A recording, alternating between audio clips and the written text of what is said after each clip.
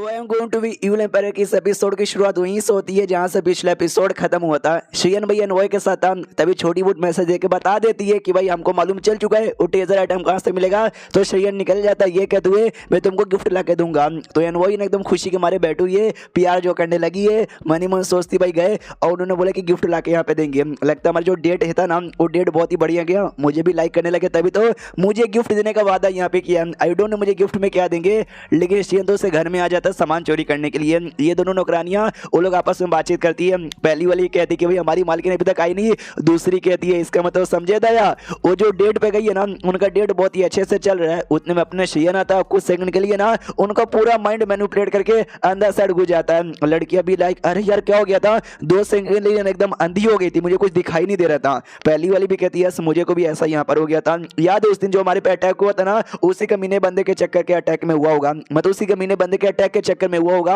दूसरी भी गाली देती है। तीसरी और जो शयन है ना वो शयन भी है भाई आ जाता है और मनी मन सोचता है मेरी छुड़की भूत ने कहा था एक कमरा यहाँ पर है, बाहर जहाँ सील व्हील यहाँ पे लगा है उसी के अंदर पक्का हुआ आइटम यहाँ पर होगा।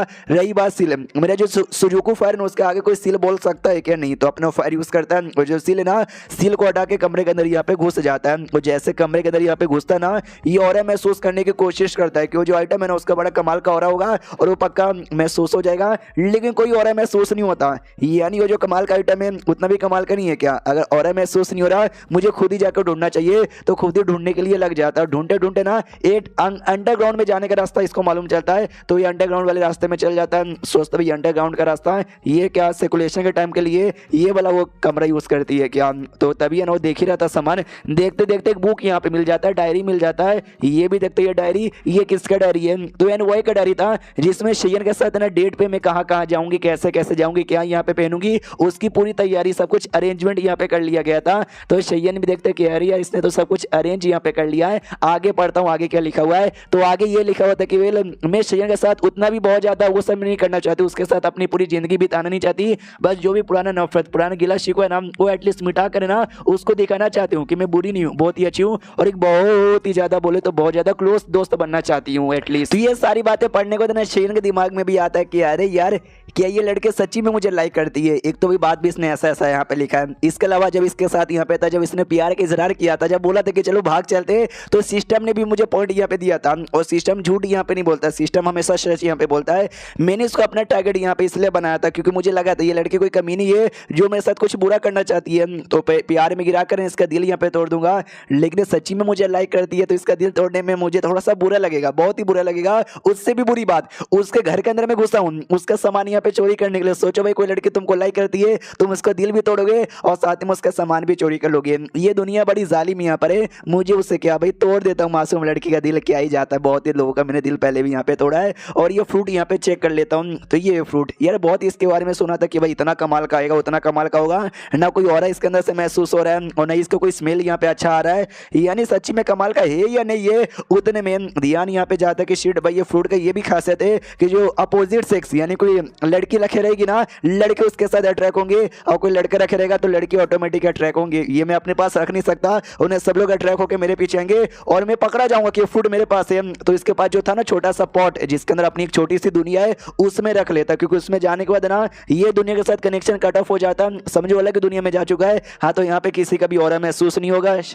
चलो ठीक है अब मुझे शायद यहाँ से निकल जाना चाहिए, लेकिन जाने से पहले इसका ध्यान जाता है कुछ लेटर्स पे जो शायद यहाँ पे लव लेटर्स है। अरे यार क्या ये वही लव लेटर है जो कि एनवॉय मेरे को भेजने वाली थी, मैं रीड कर लेता हूँ। तो मालूम चलता है कि नहीं उस लेटर के ऊपर ये लिखा होता है कि मेरे प्यारे वेन ये लेटर आपको मैं भेजना चाहती हूँ, यार आप मेरे लिए ना चांद जैसे हो और आपके सितारे जैसी है, दोनों रात में ना जगमगाएंगे और दुनिया को उजाला उजाला कर देंगे। तो शयन को याद था यस हमारे सेट का जो 48वां लीडर था वेन जिसने मेरा फिंगर स्वॉर्ड भी यहाँ पे बनाया था वो, और साथ ही में इनकी भी कोई सेटर यहाँ पे थी जो लाइक करती थी, मुझे एनवॉय ने बताया भी था ये पक्का उनका लीडर है। और मैं पढ़ता हूँ तो जैसे और अच्छे से पढ़ता ना तो मालूम चलता इनकी जो सेटर थी रुगो इसका नाम यहाँ पे था। ये बड़ी सी मुसीबत में आ गई थी, जाने ही वाली थी, लेकिन हमारा जो वेन यहाँ पे था ना वेन ने जान यहाँ पे बचा ली थी, वही प्यार में गिर गई, लेटर के द्वारा इजहार यहाँ पे कर दी, बोला बड़ी याद आ रहा है। हमारे वेन ने भी रिप्लाई यहाँ पे दिया, वेन ने क्या लिखा कि याद तो मुझे भी तुम्हारी यहाँ पे आ रही हो, तुम ना मेरे लिए वो फ्लावर जैसी हो जो सुबह सुबह आता खिला रहता है लेकिन फिर शाम होते होते ऐसा मर जाता है, लेकिन भाई मैं नहीं चाहता तुम कभी मरो, हमेशा ऐसे खिली खिली रहो। तो जैसे अपना शयन देखता ना वो भी कहता है ओ माय गॉड यार बहुत ही स्वीन के बारे में सुना था, बड़ा टैलेंटेड, बड़ा हैंडसम था, तभी तो जाके फिंगर शॉट यहाँ पे बना लिया और क्या फ्लैटिंग करता है, तभी तो रुआ उसके प्यार में यहाँ पे गिर गई। आगे और लेटेस्ट भी पढ़ता हूँ, और ये जो एनवॉय है ना, इसको भी प्यार मोहब्बत लगता है कुछ ज्यादा ही पसंद है, तभी तो दोनों के लेटेस्ट इसने कलेक्ट करके रखा है और प्लस गिफ्ट भी कलेक्ट करके रखा है। मैं भी चेक करता हूँ आगे और क्या क्या है। तो शेयन आगे और किताबें और लेटेस्ट यहाँ पे तो भी पढ़ता है, ज्यादातर ना दोनों लेटेस्ट द्वारा बात करते थे और बुक एक दूसरे को भेजते थे, जिस बुक के अंदर उनकी पोएम्स वगैरह लिखा था। स्टार्टिंग के लेटेस्ट और बुक के अंदर काफी अच्छी प्यार भरा पोयम यहाँ पे था, लेकिन जैसे एक और पोयम यहाँ पे रीड करता ना, उसमें थोड़ा अजीब यहाँ पे था। जब तुम किसी से हिट करने लग जाए ना तो उसको ऐसा ऐसा लिखते हो, वैसा था। तो अपने शेयन भी देखते भाई अभी तो प्यार मोहब्बत का पोयम था, अब अचानक से ये नफरत वाला पोयम ऐसे कैसे। तो और भी 3-4 पोयम यहाँ पे पढ़ता है जो ऐसे कुछ यहाँ पे था बेकार सा नफरत वाला, जो देखे शेयन भी कहता है कि अरे यार पहले प्यार मोहब्बत और अब जाके ऐसा पोयम, जैसे कि जब तुम्हारा ब्रेकअप हो जाता है तुमको एहसास हो जाता है तुम्हारा गर्लफ्रेंड या तुम्हारा बॉयफ्रेंड धोखेबाज है, बड़ा कमीना है जो तुमसे प्यार नहीं करता, तो जाके तुम उसको बुरा बोलते हो, वो इस टाइप का लेटर लिख रहा है। कहीं ऐसा तो नहीं है एंड में दोनों का ब्रेकअप हो गया और दोनों एक दूसरे को नफरत करने लगे, उसी नफरत के चक्कर में शुरुओं ने ऐसा बेकार बेकार पोयम यहाँ पे लिखा है। और तभी जैसे ये पोयम और रीड कर ही रहता ना, हमारे शेयन का माइंड मैनिपुलेट होने लग जाता है, पूरा बेकार लगने लग जाता है, तो बुक उठा के फेंक देता है और कहता है बाप रे वो कैसी औरत यहाँ पे थी, 100 साल पहले उसने सब कुछ यहाँ पे लिखा था, लेकिन आज उसका ये लिखा हुआ देखकर ना मेरा माइंड मैनिपुलेट हो रहा था। यानी अच्छी तरीके से लिखा था कि 100 साल बाद भी है ना असर यहाँ पे खत्म नहीं होगा। समझ आ गया, मुझे समझ आ गया एंड में पक्का भाई हैप्पी एंडिंग नहीं हुई, दोनों का ब्रेकअप हो चुका रहेगा या कुछ ना कुछ तो लफड़ा हुआ था जिसके चक्कर में रुआ ना वो हेट करने लगी होगी हमारी लीडर बहन को। और इससे मुझे ये याद आया, ये जो एनओए ना, एनओए हमेशा कहती है कि उनका जो प्यार था ना भाई क्या प्यार था, मुझे भी ऐसा प्यार यहाँ पे चाहिए। ये सारी किताबें उसके पास है, उसको भी आइडिया होना चाहिए कि यार उनका प्यार का हैप्पी एंडिंग नहीं हुआ, एंड में दोनों का भाई ये ब्रेकअप हो गया।